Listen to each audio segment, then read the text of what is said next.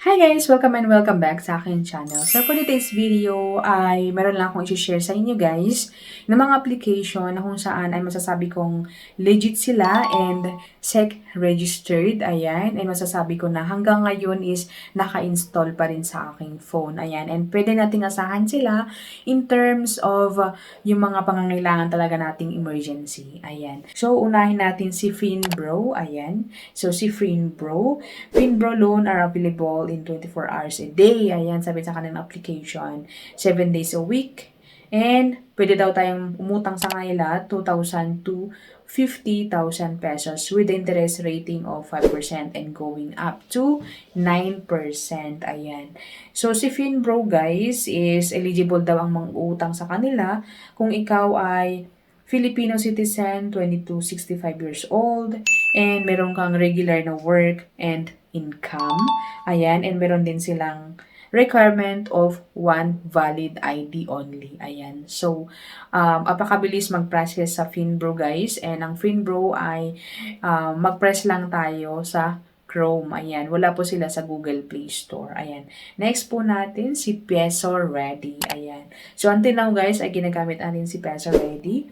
And pwede daw tayong umutang sa kanila up to 1,000 to 10,000 pesos with 0% interest sa mga first timer sa kanila. So, pwede siyang mag-increase. Ayan, pwede mag-increase pag on time tayo magbayad and wala po tayong palya or hindi tayo naka-overdue or lagpas sa overdue. Ayan. So, interest rate, ayan, nasabi ko na kanina, ayan, 0% pag first timer, but meron silang 0.5 per day pag sa mga exceeding or succeeding na return, pag magre-return loan na tayo sa kanila. Ayan, so pwede makautang sa kanila pag Filipino citizen, 20 years old and above, and with one valid ID. So example ng valid ID, UMID ID, SSS passport, Philippine ID, driver's license, and isang phone number na active and stable source of income. Syempre, pag mag-loan daw tayo kay Peso Ready. And next is yung Mr. Cash. Ayan, si Mr. Cash ay pwede nang makaloan sa kanila pag ikaw ay 18 years old and above ay pwede daw guys, and pwede ka ring maumutang sa kanila kung meron kang permanent na trabaho, ayan, and meron kang payslip pero hindi na po kailangan ang payslip ngayon, ayan. So, optional na yun guys. So, pwede nating utangin sa kanila is 1,500 up to 25,000 pesos na ngayon. Kasi noon, up to 23,000 pesos. Pero ngayon is tumaas na guys. Ayan. So, repeat borrower sa kanila is 2,000 to 23,000. Pag first timer naman is 1,500 to 3,500.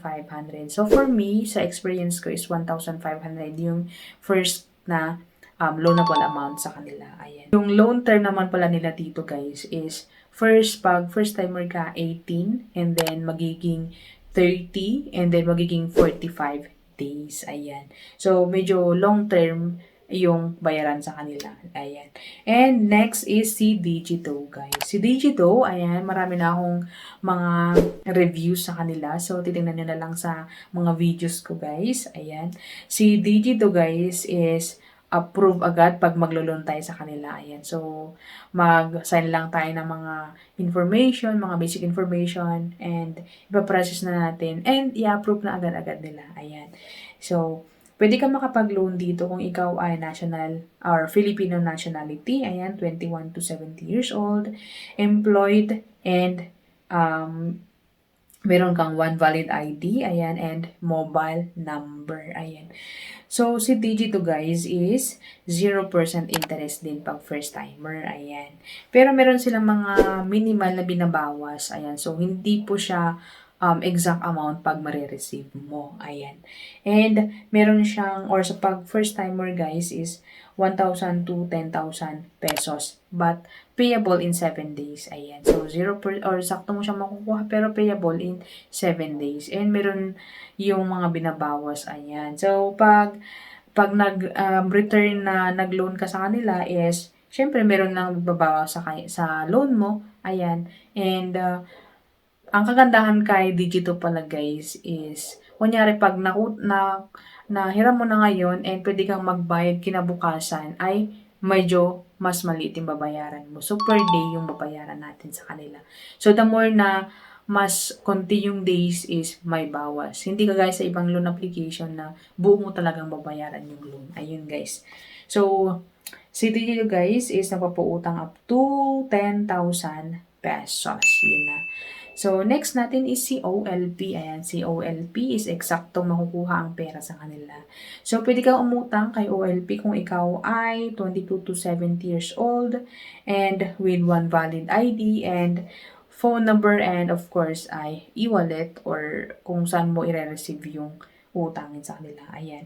And 0% interest. Yun na nga, 0% interest. Pero pag repeat na loaner or repeat buyer work ka sa kanila is meron silang 1.1 or 1% interest per day. Ayan. So, ang pwede nating utangin sa kanila is up to 30,000 pesos. Pero pag first timer ka is 1,000 to 1,500 ang pwede guys. Ayan. So, 1,000 or 1,500 up to 7,000 pag first timer. Ayan. And next naman natin is si Mabilis Cash. Ayan. So si Mabilis Cash guys is eksakto naman makukuha. Ayan. Ang kagandahan kay Mabilis Cash is yun na nga, eksakto yung makukuha. But yung hindi ko naman nagustuhan kay Mabilis Cash is pag first timer ka, talagang mababa yung loan amount mo. So, for me is 300 lang yung first na loan. But then, hanggang 6,000 and meron siyang negative kasi hindi ko alam kung bakit. Pero, bumababa yung loan amount natin or yung credit limit natin. So, hindi ko alam. Hindi naman ako nagpalya or hindi naman ako na overdue, whatever. Pero, yun na nga guys. Pero, pag first time, pag nag-loan ka sa kanila talaga is sakto mong makukuha yung amount sa kanila. So, yun guys, ang aking mga application na pwede kong mai-recommend sa inyo na pwede nyong, nakalimutan ko pala si Tala. Ayan, the best si Tala. So, lagi kong ginagamit si Tala. So, pwede namang utangan si Tala and yung first na amount or loan amount sa kanila is 2,500. So, yun ang aking experience, 2,500. And pwede ka makapag-apply sa kanila kung ikaw ay may yun na nga yung sa one valid ID, phone number, and of course is loan, long term din sila pag sa loan term guys. Kasi nga, pag medyo matagal ka nag-loan sa kanila is up to 60 days yung loan term nila. Ayan. And pag meron din ng 30 days to 60 days or 61 days. Ayan. So, maganda rin si Tala. Best na nire-recommend ko. Ayan. So, that's it my video and yun na nga ang aking mga ginagamit na application and I hope na nakatulong sa inyo sa mga naghahanap ng utangan ngayong 2024. Ayan.